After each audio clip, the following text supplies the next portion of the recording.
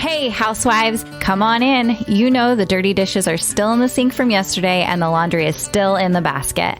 Pop your AirPods in and make yourself at home here. I'm Tracy. I'm Tori.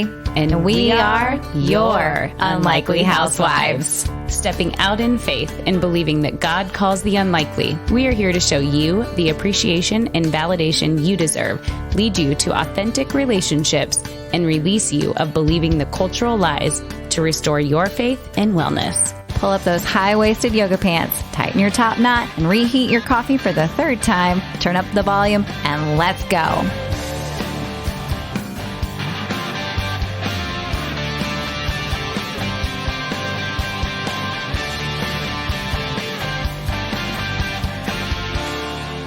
Hey, housewives. Happy to have you. Another week, another day. We are here and we are glad to be part of it. And I am so excited. I know I say that every week, but I actually mean it, to be here with Tracy and another fantastic, fabulous guest, which is just so timely, shall we say. Like this year, as Tracy and I were getting ready, talking about our episodes, like God just put people in our lives and our inbox, and it's been incredible. I mean, he's just introduced a whole new world to us. And he said, these are the people you need to have and give them a platform to share their hope, my hope and light through them. This guest is just another one of those. So Tracy, would you be so kind and introduce our guest? Yes, I would love to. And for those of you listening, this is going to sound different and it feels different because Tori and I aren't right next to each other. We had to pivot today, just like all mamas do sometimes. And I'm at home on my laptop and there's the three of us. We're in completely different places, but it's so incredible that we have such amazing tools, technology, even though they frustrate us, they bless us. And we have this incredible opportunity. So I am going to introduce to you Caris Snider. And what's so fun is we don't know each other until now, but a dear friend of mine sent me a message and said, hey, you need to meet her. She's incredible.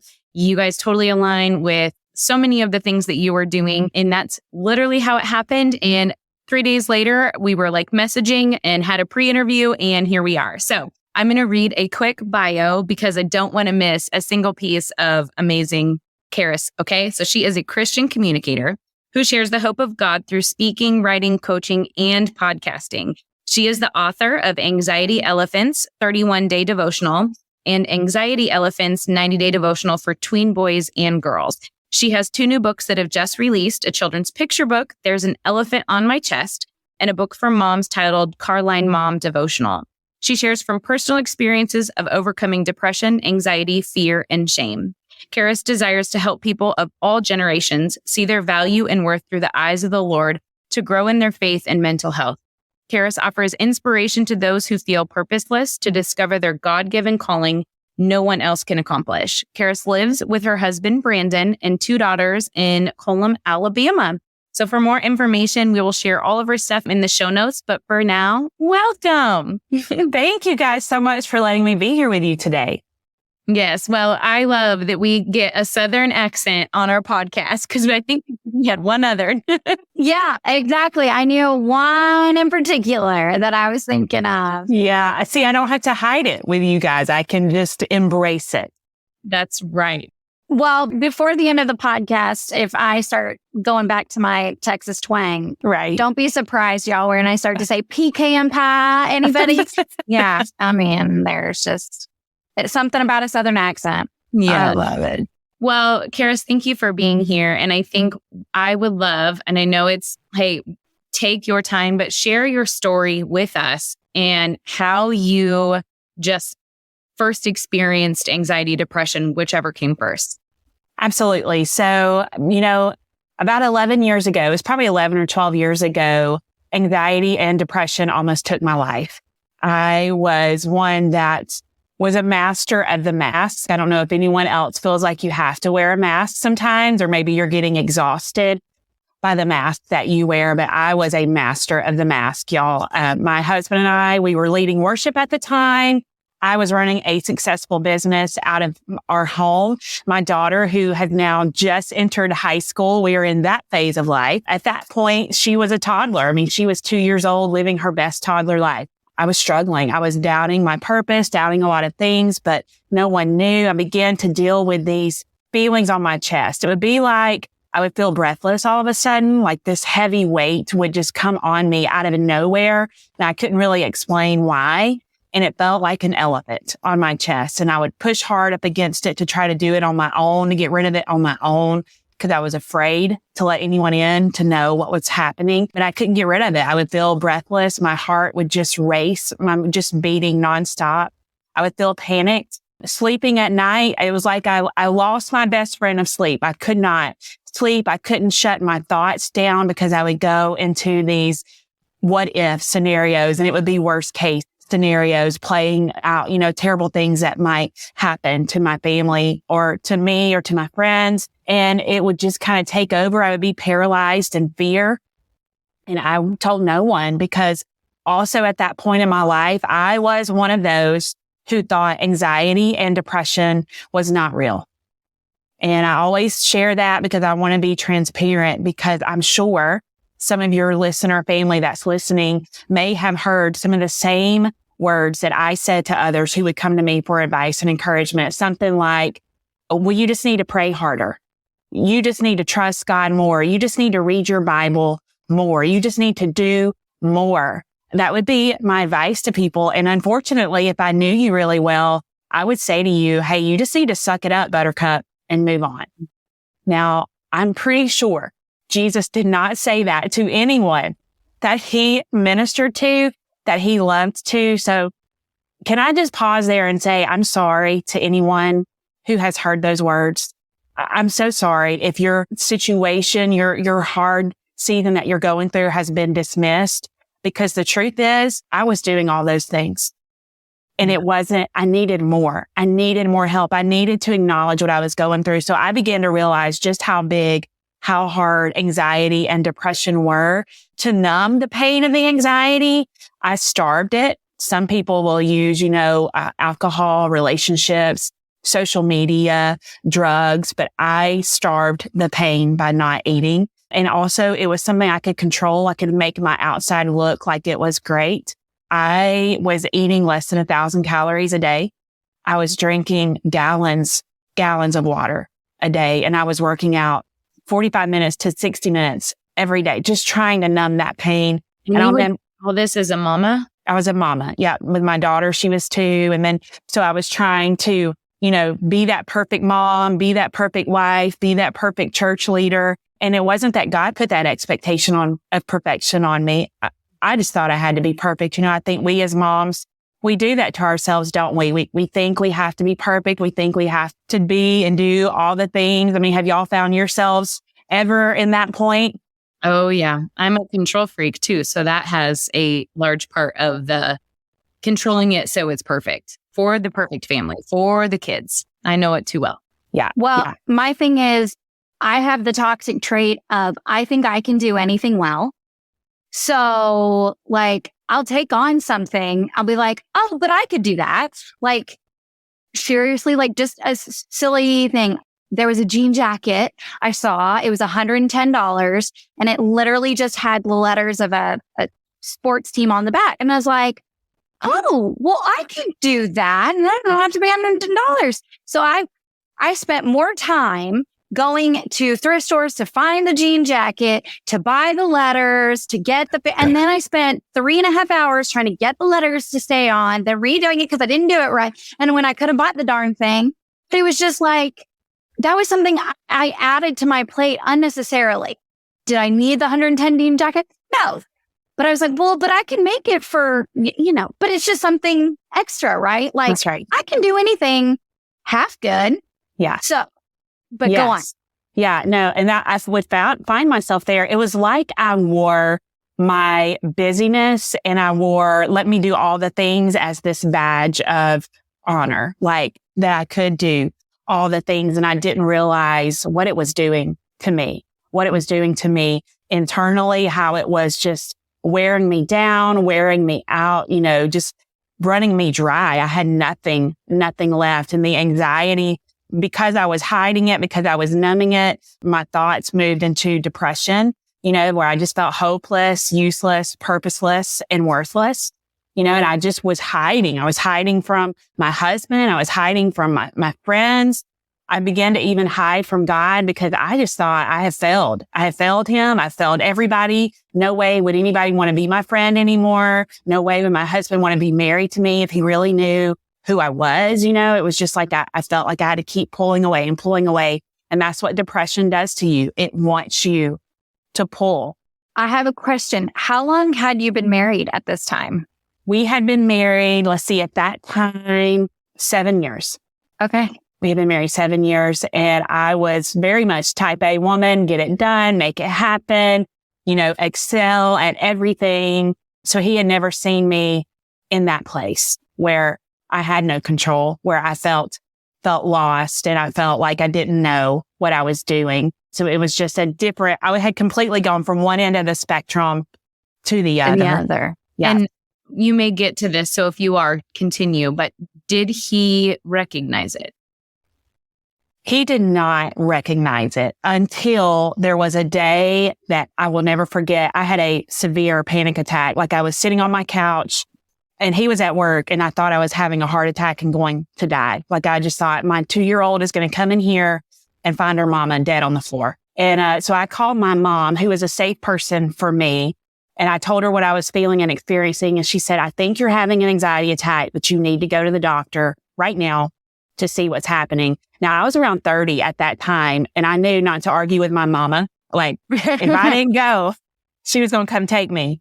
Is your mama a Southern woman too? Oh, yeah. Oh, yeah. Yeah, then you knew. You were more scared of your mama than half the time that you are of God. Yeah, she was coming with that spanking spoon. I mean, it was happening. You know what I mean? Yeah. Mm-hmm. Yeah, it was happening. So I said, okay. And I called my husband. I was like, you're going to have to come meet me and get Zoe. That's my oldest daughter's name. And I was hooked up to the EKG machine. My daughter was crying. I'm crying, looking at my daughter saying, I'm so sorry. I'm so sorry you're having to watch mommy go through this. I was looking at the nurse saying, I'm so sorry that I'm a burden to you today. I'm so sorry that you're having to do this. My husband comes in. I'm so sorry. I'm so sorry that you can't work. I'm so sorry that you can't provide for us because I'm a burden to you. He didn't know. He was clueless. He had no idea what was going on. And that nurse, I'll never forget her looking at me saying, hey, I'm supposed to be here for you today. I'm supposed to help you. You're not a burden to me. And I needed to hear those words, that I needed help, that it wasn't wrong to need help. That help is not a 4-letter word. It's not a bad word. And I want moms to hear that specifically. Help is not wrong. It's not wrong to need help. It's not wrong wherever you're at in your life right now. We're supposed to have help. We're supposed to need help. I mean, God even left us the Holy Spirit, who is our helper. So we need help. And so I'm so thankful that nurse said that to me. And so Brandon took Zoe, and the doctor looked at me and said, hey, your heart's fine. You're having an anxiety attack. This is what's going on. And still at that time, I was in denial about anxiety and depression. And y'all, I looked at that doctor and told him he was wrong. Like, I was like, I think you're wrong. Like, I think I'm good. I'm fine. That's what we say. And I got home that day, and he was like, Brandon was very supportive. He didn't know what to do. He was very supportive. And he just said, what do you need? How can I help? And I was like, I don't need help. I'm good. See, I was still in that frame of mind. I wanted to stop because I know our podcast reaches our demographic here is women, is mamas, right? That's who listens to our show. But dare I say that men are just as guilty of this feeling, like that our husbands, they are fearful of asking our help because they're like, I'm the provider. I'm the covering of this household. Like, I'm not supposed to ask for help. Years ago, and I'm going to tear up thinking about this because that is the exact same thing that happened to my husband. He was on the way to work and he called me and said, I'm going to stop. I can't focus with the lights. I'm driving. I'm going to stop at, he had just taken his parents to the airport and it was like pitch dark and all the street lights, right? And the lights were bothering him and he was starting to have an attack. And we had known that we think he had one previously, but he didn't really address it, right? Like okay, I'll take something for it. It'll be fine. Right. Like you said, I'm still good. I don't need the help. Right. And he called me. He says, I'm going to stop at a hotel. I need to lay down because I can't drive. So he literally checked himself into a hotel on his way to work. I had both girls at home at the time, so I couldn't like pick up and go be with them because they were honestly still asleep. Yeah. And so then he got to a hotel room. He took a shower, trying to get his body to calm down. He laid down and he couldn't. And he felt the same thing, like you're going to have a heart attack. And he drove himself to the hospital. He checked out of the hotel, took the time to check out. I was like, dude, we could go back. Like, really, they're not charging you by the hour. If you're going to one of those hotels, then I have more questions. He drove himself to the hospital and I threw the girls in the car. And I remember walking into that hospital and I was the other end of it and seeing him all hooked up. And the doctor's telling him, your heart is fine. We're going to do some more heart tests, but you're having an anxiety attack. And like, I don't know how your husband felt, but there's like that helpless feeling. Yeah. And he's a type A personality too. But also, I mean, he doesn't tell me all the details. Right. Because he's quote unquote protecting me, where it's like, no, like in the Bible, I'm not your spouse. I'm your helpmate. Like I'm designed for you. And that help thing is so real. Yeah. But I just had a flashback to that. So, but like, I know that that's that burden because so many of us don't want to be a burden on others. Right. You've got too much going on in your world. I'm just as guilty with my group of friends. Like I went to one of Tracy and I's mutual friends the other day. And I was like, I know you're going through things that are a lot hard. And she goes, it's an equal playing field. Suffering is suffering. That's right. It doesn't mean that one's easier than the other. And just because mine looks harder than yours doesn't mean it's not harder, you know? But like, wow, 17 minutes in, ladies, and we're already tearing up all of our dying over here. But I mean, what I think, and I'm sure other listeners are going to experience this too, like it is triggering, you know, it's triggering me and what I've gone through with my daughter, you know, not even my own, but I will tell you that the reason I initially asked, did your husband know, is because I know of other relationships that is being held. Yeah. And the spouse doesn't know. And it seems so dark for them. And I mean, it's not, it is. Yeah. And it's really hard to watch and to walk through. And so, you know, obviously you're going to continue on and get to share the hope and the light with that. But I think that where we are right now is husband or wife, you know, if either one, like the communication has got to be open, because if we do not bring it to light that there's an issue, it is really, really dark. And even for me walking through it with my child, if I had not started sharing on social media what we're going through, I wouldn't have the support group that I had because I felt alone. I was like, what did I do wrong? You know, I had to process my own guilt and shame of being a mother to a child that was struggling that I couldn't help, but I could get her help. That's right. You know, the greatest gift I've given her, but I couldn't do without the help of others. That's so good. But isn't that what the enemy wants us to do? Let's go back to the basic. I mean, yes, we say we're the unlikely housewives. We bring hope, light, and humor to motherhood and marriage. But at the end of the day, you said it this morning, our mission statement is you are not alone. That's right. Like that is it, because that's where the enemy wants you.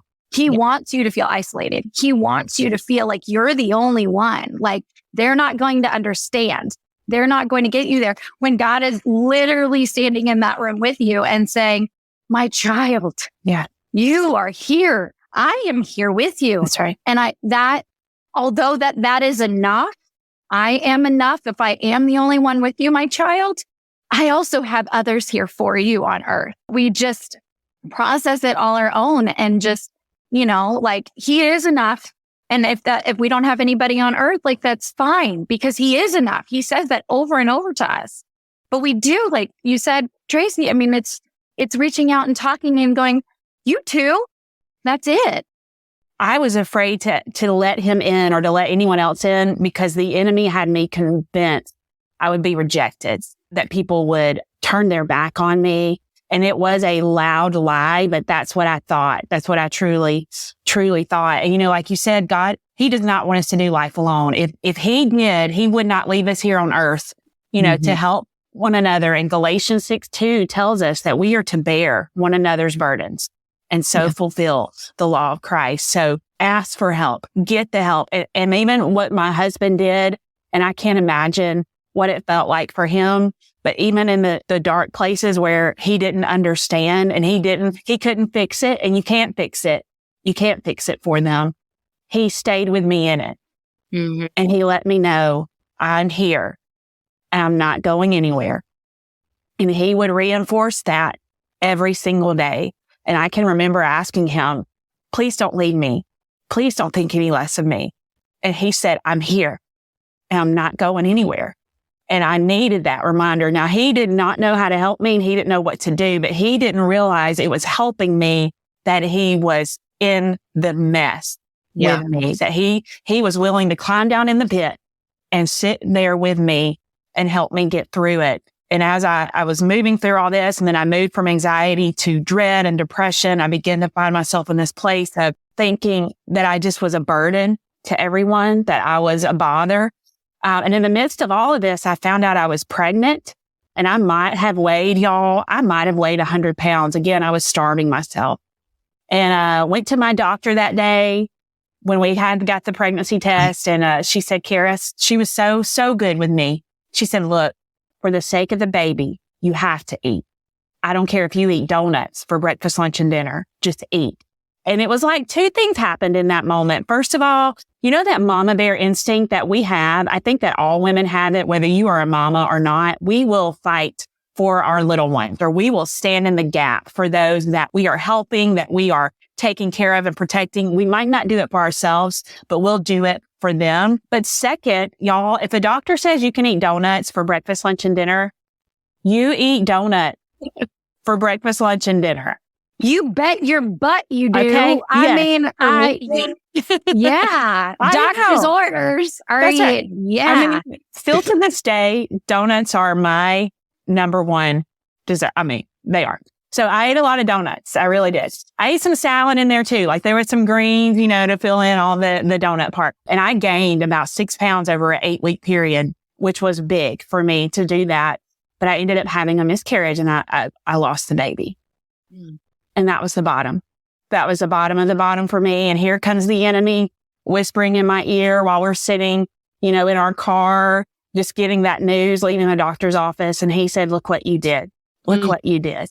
Blame, shame, condemnation. And, look what you're doing to your husband, to your oldest daughter. Look, God can't use you. There's no way he can use somebody like you. And that's where I thought, I just need to go. I just need to leave this world. They would be better off without me. I'm more of a burden and a bother than I am anything else to them. And it was in that moment that I felt like I had two choices, that I could look up or I could give up. And I swear to you, it was like I felt God whisper and reach down in that pit, using his gentle hand saying, look up, look up. And y'all, when I looked up, all these lies that I was going to be alone, that people were going to reject me, were proven to be lies, because there were helpers. There were helpers there. My husband was there. My pastor was there telling me, hey, God's not mad at you. He's not holding this against you. He has a purpose for you. This is not stopping that purpose. A counselor, God brought a counselor into my life who lived in my town. My husband and I had led worship at an event that she was the keynote speaker at. And I was in the middle of all this depression and anxiety. And I had got the opportunity to share that with her. And she said, hey, I can help you. I can help you. And then my doctor, who walked me through this process and said, hey, your brain, your hormones are so out of balance right now. And if you had heart disease, diabetes, high blood pressure, you would not fight me on telling you that you need medication. You would not fight me. And she said, look, there are ladies in your church sitting 4 and 5 rows down from you with the same medication in their purses that I am prescribing you. And she said, it is okay to take this to get your brain back to where it needs to be, that you can process, that you can function, that you can enjoy life and live. And my friends were there. And so I got help and I let them help me and I let them pour into me. And I began to see this shift with the medication. I cried every day for about 3 weeks taking it because I thought I was sinning. I thought I was doing the most terrible thing in the world. My daughter had a birthday party at a bouncy house place, which can give anybody anxiety. Okay. If you have birthday parties at bouncy houses. So we had a birthday party there and she was turning 4 and she said, Mom, will you please go down the slide with me? And I said, sure. And I'm climbing up the slide and I look down and all of my family is standing there taking pictures. So I'm moving out of the way and they're like, no, Caris, go. We're taking pictures of you. We've never seen you enjoy life like this. We've never seen you have fun like this. And I knew in that moment that medication was working because I wasn't in a fog anymore. I felt like I had joy in my life and that I can enjoy the things that God had for me to enjoy. And then I knew the counseling was working because I was getting to the root of where that anxiety came from, that it did start when I was a child, that I had all these beliefs that were not true, that God didn't expect perfection from me. He just wanted a surrendered life and to let his grace just pour over me and out of me. So that began to happen. That healing and restoration was happening. And then a friend asked me to come for a play date with my daughter and I, and we went over there and she said, Caris, how are you? And I knew that was the moment, where I could say, oh, I'm good. I'm fine. I could put that mask back on. And I told her, I said, hey, you know what? We're not doing good. I've been dealing with a lot of anxiety and depression. And y'all, a lot like us today, with tears in her eyes, she looked at me and said, you too? I said, yeah, me too. And we both started to cry. And she said, gosh, I'm so glad you don't have it all together. And I laughed and I was like, I'm so glad you don't have it all together. And we started laughing about it. And then it was like the Lord hit me and said, this is what I need you to do. You got to share it. Because so many moms, women, men, grandmothers, teen, kids are struggling and they need to know, no, you're not alone. They need to know it's not just you. This is a real struggle. It is a real struggle, but there is real hope. There are real ways that we can work through and overcome. And so that began the pivot for me to just really want to shine a light on faith and mental health. In the midst of this, I did get pregnant with my second daughter. And I was nervous as a cat, y'all. I just didn't know what was going to happen. I was very anxious. My doctor, again, she was very patient with me. But God and his goodness and his grace, this is how my story goes. I know every story goes differently, but I miscarried in September of 2011. And I had my Allie Grace September 18th, 2012. So it was like the Lord knew I'm a visual person and I needed that visual to look at her and to know God has not abandoned me and his grace is real and is sufficient. And man, I have to call her Grace a lot of times. I'm like, okay, come on, Grace. But it is that visual, that picture to know that he is real and that he loves us and his hope is real. And we don't have to stay in that pit alone and we can come out and we can overcome. And so now all these years later, I've had the blessing and the opportunity to write and to speak and to just share hope and encouragement. And I know I feel like a blubbering mess on here today, but I know what it's like to feel alone. And I know what it's like to think that you as a mom have failed and are just not called to this and that God got it wrong. But he didn't. He didn't get it wrong. And I know it feels heavy and hard at times because it is hard and heavy. But I think the message today that people need to hear is that you don't have to go through it alone and you can get through this. You can get to the other side. So that right there is that is a picture, a small picture of what God has done in my life. And I look back and I think about that Caris 11 years ago who thought there's no way out of this. There's no way out.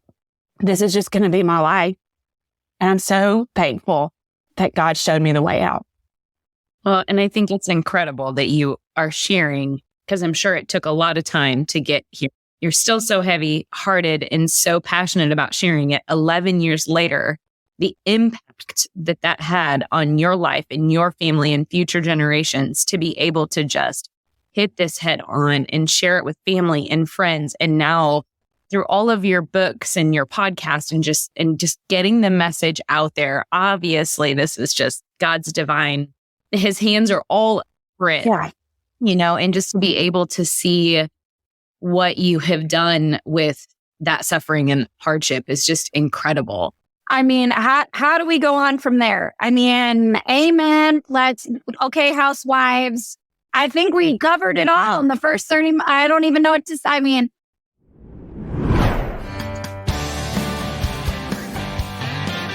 hey, housewives, we are so excited. Oh my goodness. This is a dream come true. Y'all have heard us talk about our sauna sessions from the beginning, and we have Sunlighten as a sponsor of Unlikely Housewives. Why wouldn't we have a sauna session that brings all of the good juices flowing right out of our bodies when we're detoxing? Bring it right to the Unlikely Housewives. Exactly. But first of all, some of those benefits. The intention of getting in the sauna for us was not to create a podcast. No, I have another job. Wanted to sweat. Detox. We wanted to boost our immunity. We wanted the reducing of inflammation and some weight loss. Yeah. Mm-hmm. I mean, that's anti-aging. I mean, there's so many benefits to infrared sauna sessions. And so that was our initial purpose. Yeah. And just to vent, it was that season of life that we just needed to sit and talk about what was going on. And that's where it all happened, was in the sauna. Did you realize that there are studies that show heat therapy produces endorphins, those feel-good emotions? So we were boosting our mood and ideas. We boosted so far that a podcast idea came just flowing out. You guys, this is an incredible opportunity for you. You can have up to $600 off using our link, which is get.sunlighten.com/unlikely. That's get.sunlighten.com/unlikely. We'll put that link in the show notes for you too. But $600 off a Sunlighten purchase. The one that I have got is the Impulse 3-in-1 Believe, and it's amazing, y'all. It has been the best health investment for our family. I'll say my friends because I invite them over. That's how I use the saunas in your. I know. Sweat. I come over and sweat. But it's so good and such a benefit. And you said family investment. The kids can get in it too. Exactly. The second I hear that there is a stomach bug going around class, get in the Sunlighten, girls. Like, you're going to do this in 20 minutes. Let's make sure your immune system is up to par to not bring that home for anybody. It is a family investment and you will not regret it. Again, that link for us is get.sunlighten.com/unlikely. All the link will be in the show notes.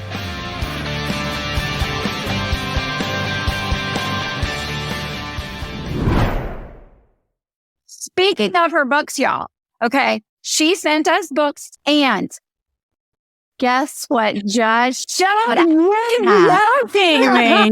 my goodness. I am holding up every single one of her books. I could not believe that. Here.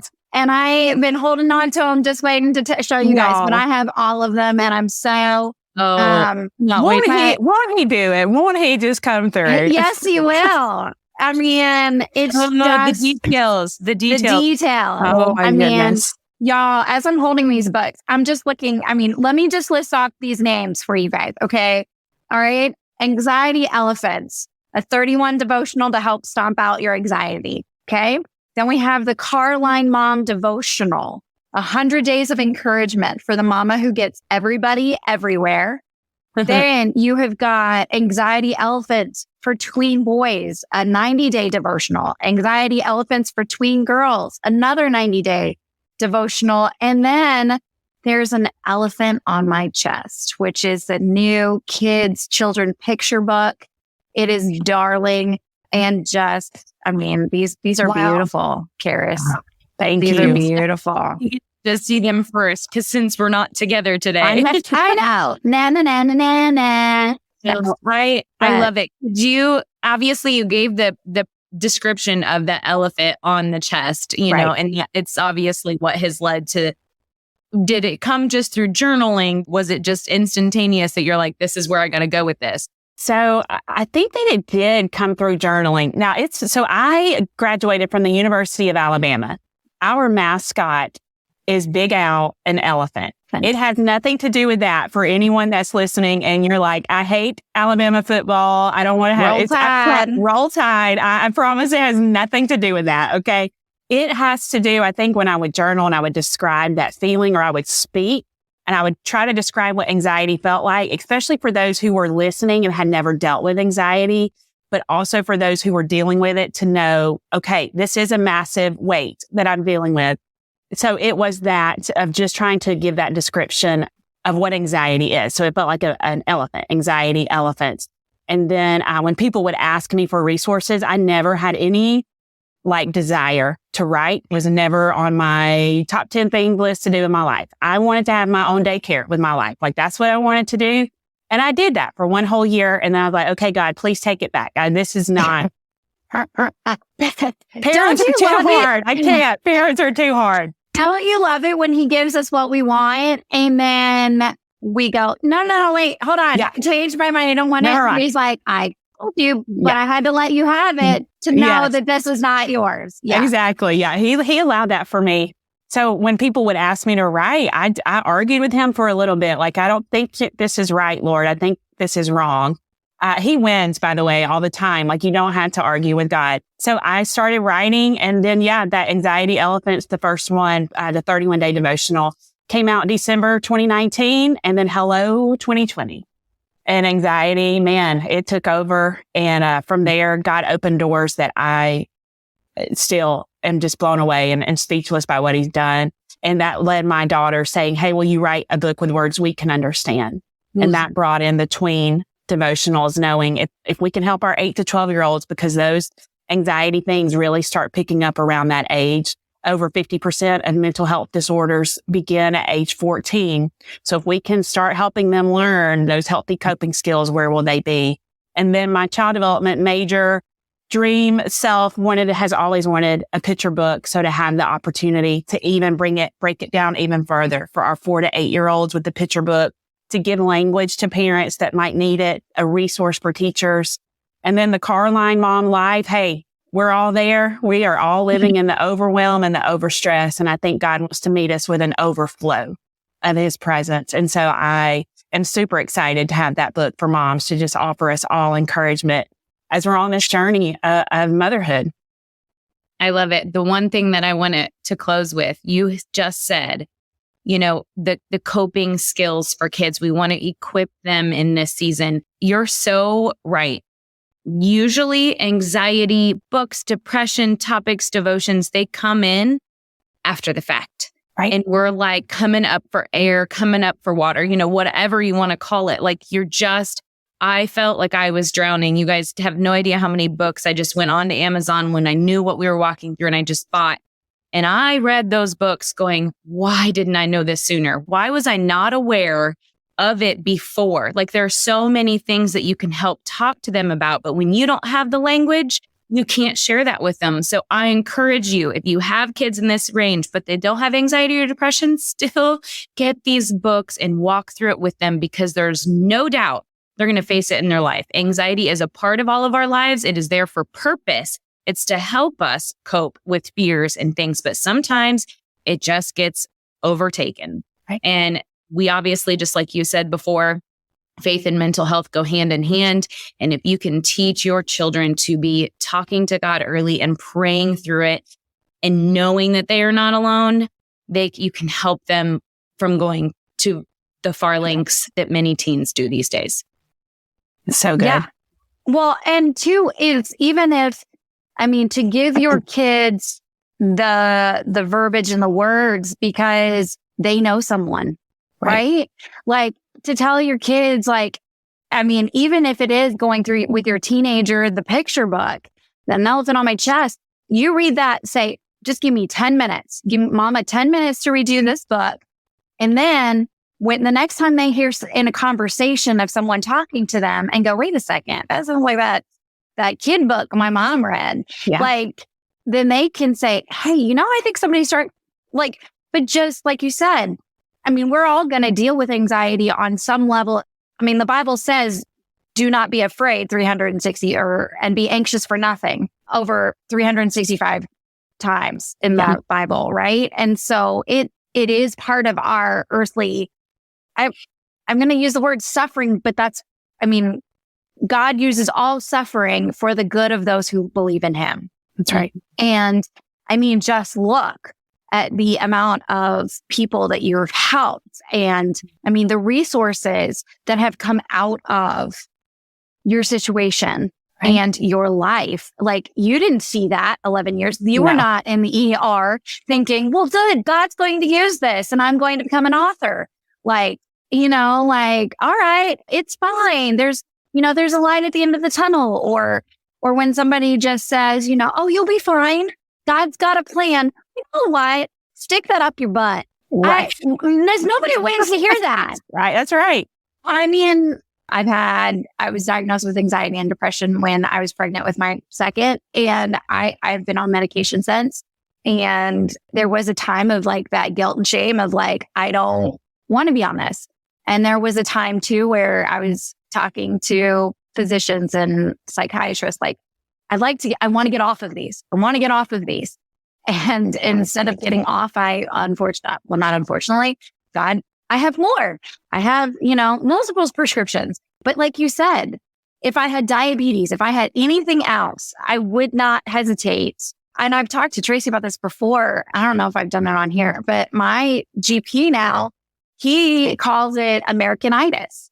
He goes, so many people, because of the lifestyle that we have as Americans, he goes, it is no wonder that we have what we have. He goes, it can be genes, like your parents. He's like, you can't choose your parents. So sorry. He's like, if you want to go be Amish, go for it. He's like, that might reduce your level of stress and anxiety. You can go try that. And then he goes, and do you have a magic wand? You can't just wipe away all the things that you're dealing with. You can't. And he goes, so here's the solution. Like, do not be afraid of what medication can actually do.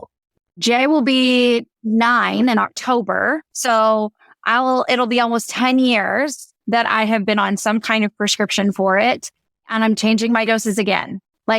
It's an ever-ending thing. And if I'm on it for the rest of my life, so be it. But at this point, I've never been more productive. I've never been more, have more joy. And I know my joy comes from the Lord. But there's that balance. And things change and shift. The year of 2023 for us has been a real, you know what? And I was talking to the doctor about it, and he goes, it's okay. This is a season. We're going to adjust. We're going to figure it out.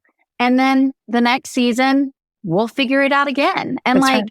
It's not an all or nothing thing, So I love how transparent you are. I love that you are using your testimony to share that, like, me too. Yeah. You're not alone. Because we don't hear enough. And then we have people making a permanent decision for something that is a temporary feeling. Yeah.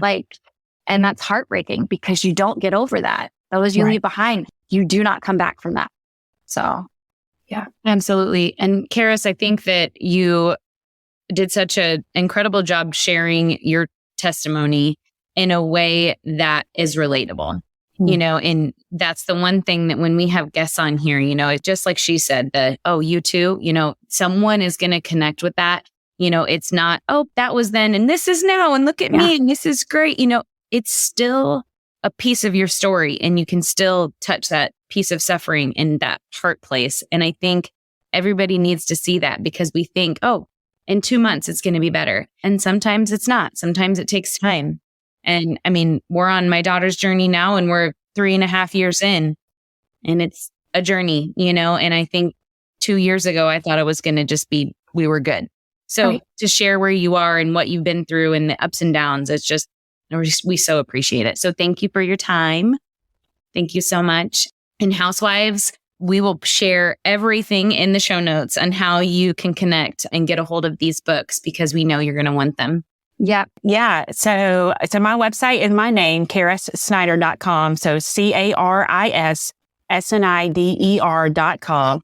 You can also find me at carlinemom.com. And that may be another easier way to find me. Instagram, I try to keep it all simple. Instagram, Facebook, YouTube is all my name, at Caris Snider. There's nothing creative or fancy about it. We keep it simple. So again, Caris Snider.